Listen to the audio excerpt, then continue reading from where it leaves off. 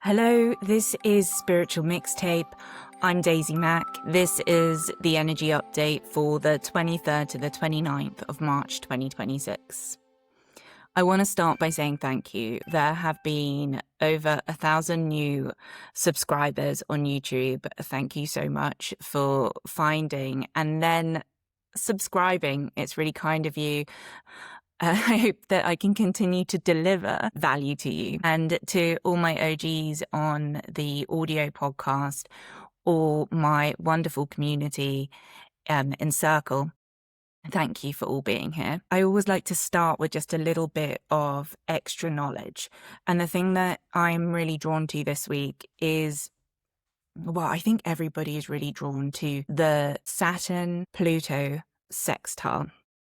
Saturn in Aries, which if you look a few episodes back, I've talked about a bit, and Pluto in Aquarius.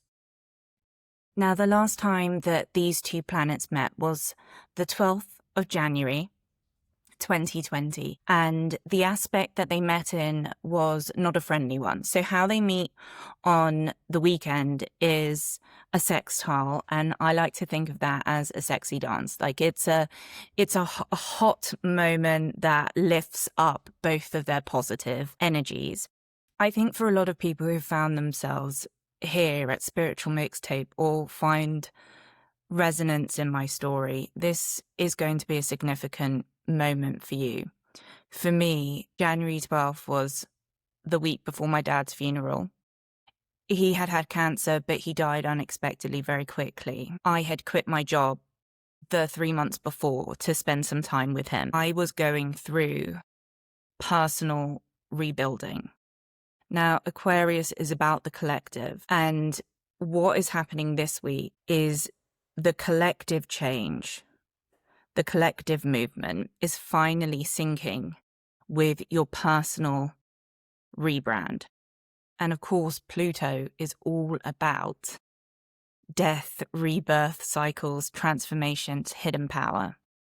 This aspect between them is so deeply empowering for those of us who went through huge change in 2020. Now, I always felt when I left my job before COVID happened, because obviously when we think about 2020 and we think about collective change, we of course focus on COVID, the epidemic, staying home, lockdowns. And our collective change was very much forced on us and wasn't what we wanted. Now, when I think about that period, I was in such turmoil personally, but then when COVID happened and the lockdowns happened, I had control over my experience in the sense that I'd already given up my job. I had already figured out how to live off my savings, and I wasn't planning on going back to work. And then the thing that happened in that first lockdown, because I worked in touring, everyone I knew had to shift jobs too, because touring went away for 2 years. And at that point, nobody knew if it was going to come back. So all of the people that in my old industry who had looked at me and been like, oh my gosh, she's so crazy for leaving her job, ended up in the exact same position as me, but not by choice. So I went into 2020 teaching yoga online instead. And that's what started my breathwork career, because I wasn't very good at teaching yoga. So teaching breathwork, whatever, that's a different story for another time. But all of this to say, that messy moment that these two planets met in 2020, they're meeting again this week, and it's going to be a positive, a supportive look into how your personal rebuild is now syncing up with collective change. This week's energy update is called You Chose the Bigger Room All Along. The last full week of March is here.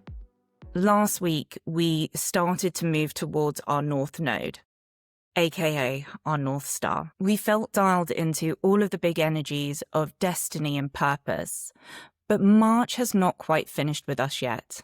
March, in fact, has a very messy job. The uncomfortable bit we don't like to discuss. Demolition and clearing. You have likely sat in this energy since the Lunar New Year in February, feeling everything shift, aching from it all, asking, is this ever going to end? You may have thought that everyone left you and no one knew was coming. But soon, you will see that you were the one who left. You are the one that left the room. You chose to go to the bigger room. We talked about this in terms of bridges, about the getting into the room. Now the bridge is behind you, and it's time to adjust that perspective, to really see the truth from the story. When you do, you will feel so proud of yourself. Now this week, that first moment comes in the form of our old friend Chiron. When this energy sits alongside Venus, our deepest love, we come back to worth. That's whole self-worth aspect again. This week, you'll end up reckoning with, am I enough just as I am? We've all said it. And you will come back to it this week. It really will resonate around the midweek time. Am I enough just as I am? The answer is yes. However, before you will pose that question, and after, Saturn and Pluto making you stand a little taller. So even though you get this difficult question about worth, after this moment of being a butterfly around the spring equinox, you come back again the week after and you're like, oh, but God, am I enough? Am I actually enough? Ugh. And it's okay, because before and after, Saturn, who rules time and is our sort of papa of the universe, meets up with Pluto, our hidden desires, and they make you stand taller. 2 times. They are not going to let you shrink back. They're not going to let you turn around, take the bridge again, get into the other room, stay on the other side of the bank. They're not going to do that, but you do have to activate that sovereignty. This is the time of the personal rebuild. We came here with these very planets in 2020, January 12th. In fact, so this is no coincidence. In January 2020, Saturn and Pluto collided and the demolition began. This week they meet again, but differently, a sextile. This is cooperative, this is supportive. For the first time since 2020, these two are working with you rather than on you, in your business. It's sort of being slightly overbearing. That energy floating above, that's gone. They're working with you. These are cooperative partners now. Your personal rebuild and the collective rebuild are now pointing in the same direction. I mean, if you think back to 2020, there was no collective rebuild happening. We were completely being demolished in order to rebuild. And I do feel that people have, since 2020, got clearer on what they want to live in, what they want to say yes to.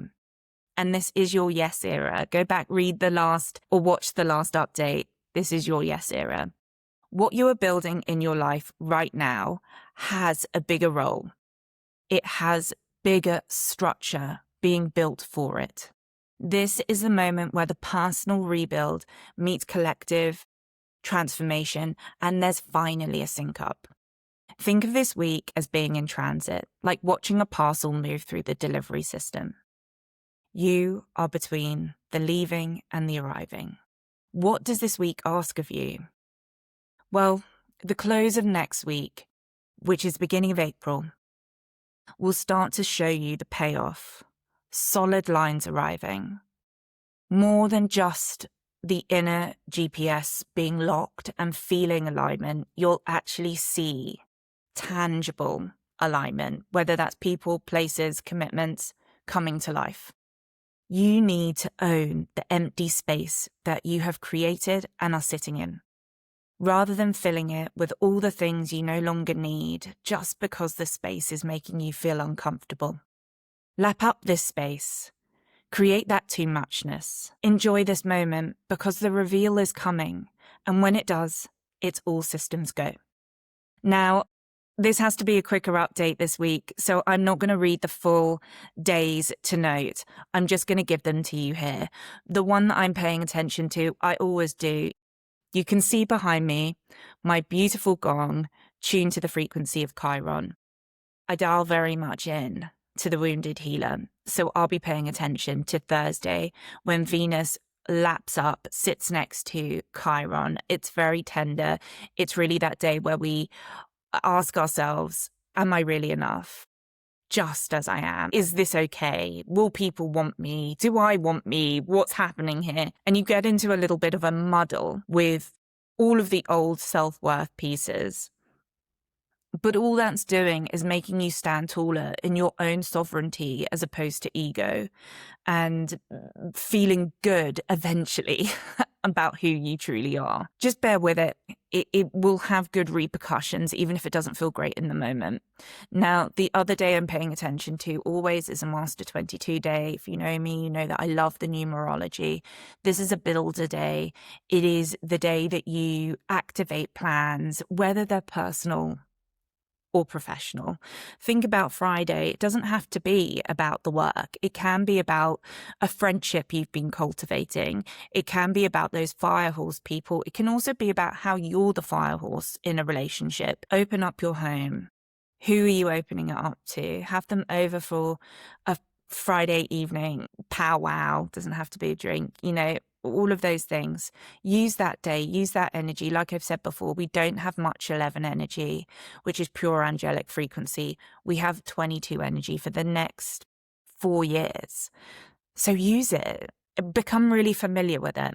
And then the next one that I just want to touch on before we close up today is, of course, Saturday. Saturn sextiles Pluto. 2 outer planets, one personal, one collective. Saturn in Aries, new self, new rules. Sextiling Pluto in Aquarius, collective transformation, the future already being built. And sextile, like I said, sexy dance, opportunity is really the more plausible, mainstream way to read it, an opportunity.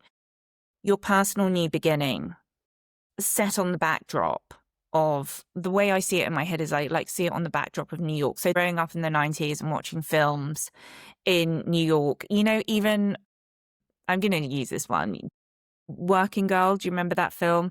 And she's on the ferry going to work in New York. And of course, when you grow up in London and America seems so far away, that was always something I thought about. The backdrop. So Pluto is the backdrop to the personal rebound that you're in right now, or personal rebuild, whatever you want to call it, whatever language resonates. Neither of those 2 planets do small. They don't. And to some degree, you've probably been working with their conjunction from January 2020 for the last 6 years. So if that part of this update resonated with you, use Saturday. It's an invitation for good. Okay, I've loved talking to you. I know this one was a little shorter this week. I'm teaching the first breathwork and sound certification here in LA. I have my cert class arriving soon, so I've got to wrap up. But next week I'll be back with a longer update. And of course, we have a full moon. We have the true beginnings of all the hard work starting to materialize in the 3D. Ugh, can't wait.